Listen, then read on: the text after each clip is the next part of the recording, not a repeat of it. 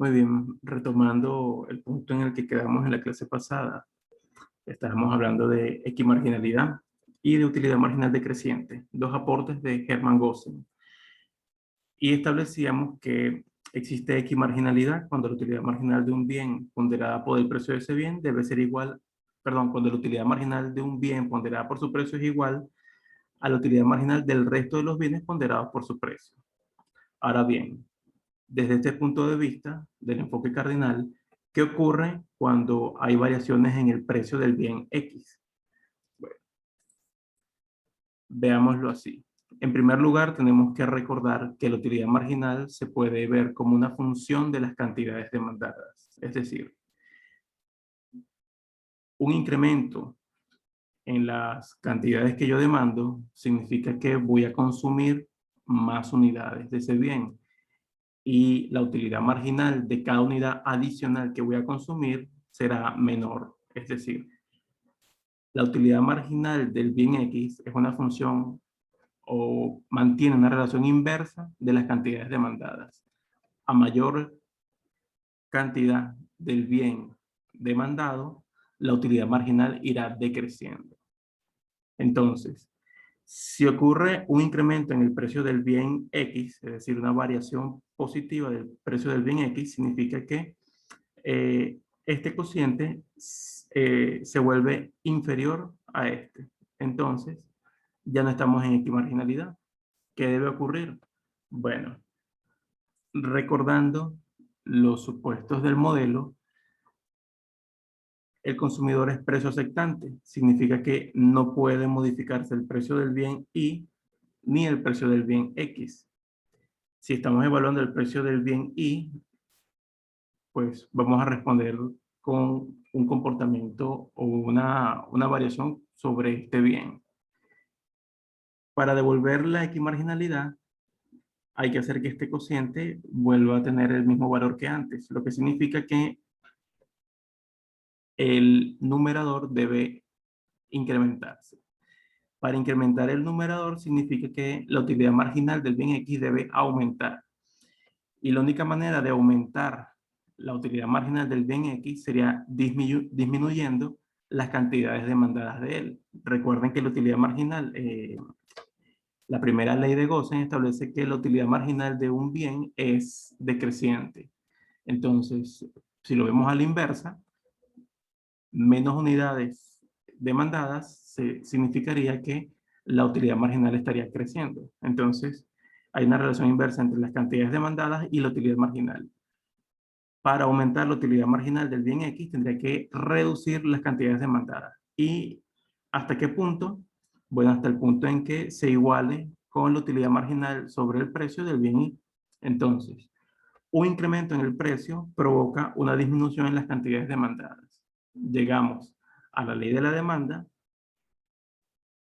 a través del enfoque cardinal. Incrementos en el precio significan disminuciones en las cantidades demandadas para poder mantener este principio de equimarginalidad. Ahora bien, el enfoque cardinal tiene o tuvo serias limitaciones con respecto a sus principios, y es que la utilidad no puede ser efectivamente medida con una unidad. Es decir, yo si consumo un refresco, no puedo asignarle al azar o de manera arbitraria una unidad de utilidad. Es decir, yo consumo una lata de refresco y son 15 útiles. ¿Qué significan 15 útiles? Otro le puede asignar 10, otro 20, otro 50, y no hay una forma objetiva de medirlo. Adicionalmente, la utilidad no se puede comparar entre las personas. Yo no puedo comparar 10 útiles de mi satisfacción versus 15 útiles de la satisfacción de otra persona. Entonces, estas limitaciones hicieron que el enfoque perdiera vigencia y se implementó el enfoque ordinal de la utilidad. Este enfoque parte de unos axiomas. Un axioma es algo que es tan evidente que no requiere explicación. Por ejemplo, los axiomas del consumidor son tres. Completitud, transitividad e insaciabilidad. Completitud significa que si bien yo no puedo eh, comparar de manera exacta qué bien me genera una utilidad sobre otro, si puedo ordenar los bienes, la cesta de bienes, y yo sé qué cosas prefiero sobre otras. Es decir, si tengo tres opciones, yo sé cómo ordenarlas. Yo sé qué cosa prefiero sobre otra. No sé exactamente cuánto, pero sé que la prefiero. Transitividad. La transitividad eh, es la capacidad que tiene una persona de organizar las cosas de manera racional y de manera consistente. Si yo prefiero, digamos, el ejemplo que siempre uso, un iPhone, prefiero el iPhone a un Samsung y un Samsung a un Blue, pues por regla transitiva yo prefiero el iPhone al Blue. Es decir, mis preferencias deben ser consistentes. Si no hago esto, estaría siendo irracional. Y adicionalmente somos insaciables. Esto quiere decir que siempre deseamos más. Bueno, como pueden ver, estos tres axiomas se explican por sí mismos. Una persona sabe ordenar las cosas que quiere. Nuestra organización, nuestro orden es constante, es consistente. Y si nos ofrecen más, pues lo aceptamos. Siempre vamos a querer más. Entonces, teniendo estos principios, nosotros podemos ordenar eh, los bienes a través de un mapa de indiferencia. Si yo elijo o si utilizamos este punto, que es un par ordenado de Y1 cantidades de Y y X1 cantidades de X, yo sé que todo lo que está en el cuadrante superior con estos puntos anaranjados son combinaciones de bienes superiores porque me ofrecen más cantidad al menos de uno de los dos pares. En contraste, los puntos negros significan pares de bienes en los que al menos uno me ofrece menos cantidad. Por tanto, todos los que están en el primer cuadrante siempre van a ser más preferidos que los que están en el tercer cuadrante. Los que están entre el cuarto y el segundo cuadrante son puntos de indiferencia, porque yo no sé exactamente si los prefiero o no, porque pueden agregarme más de un bien, pero a cambio de menos del otro. Entonces, esto me podría llevar a una situación de indiferencia en la que el cambio no me genere un incremento o una disminución en mi satisfacción y lo pueda aceptar, manteniendo mi satisfacción invariable. De aquí nace el concepto de las curvas de indiferencia. Si se dan cuenta, la curva de indiferencia sería la unión de los puntos, de algunos puntos, en ese trayecto que puede ser indiferente para un consumidor.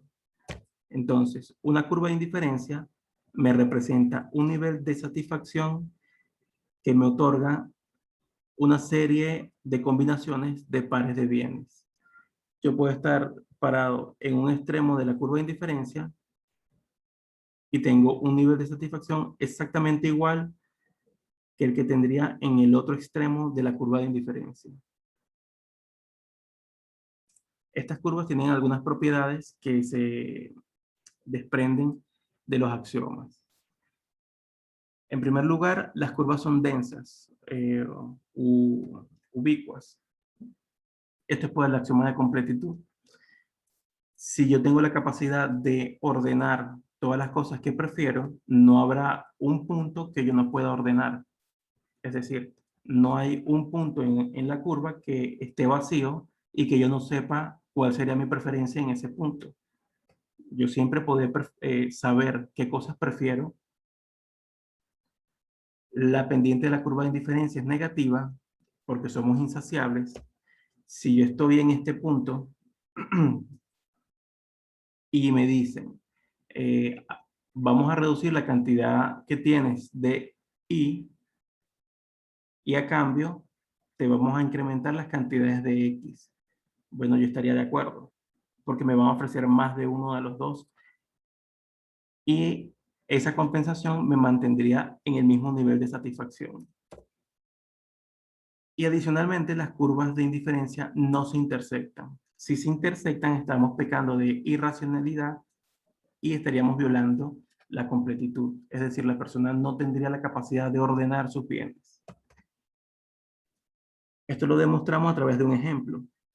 Si esta persona se encuentra en una combinación, posee una combinación de Y1 bienes de X y X1 bienes de X, estamos en este punto y nos ubicamos ahora en un punto como este. Por definición, esta persona tiene el mismo nivel de satisfacción, pero si nos movemos de nuestro punto inicial a este punto más bajo, por definición, tendríamos el mismo nivel de satisfacción, lo cual es erróneo, porque hay una diferencia de Y2 y Y3 unidades que me debería afectar el nivel de satisfacción de estos dos. Por tanto, estaría violando la completitud porque estaría siendo incapaz de ordenar mi preferencia y adicionalmente estaría dejando de ser insaciable porque lo lógico sería que yo prefiera una combinación que me dé más. Por tanto, tendré que rechazar una de las dos. Este ordenamiento de las preferencias y del uso de las curvas de indiferencia son las que me permiten establecer el estudio de la utilidad y por tanto la derivación de la demanda a través de un enfoque ordinal.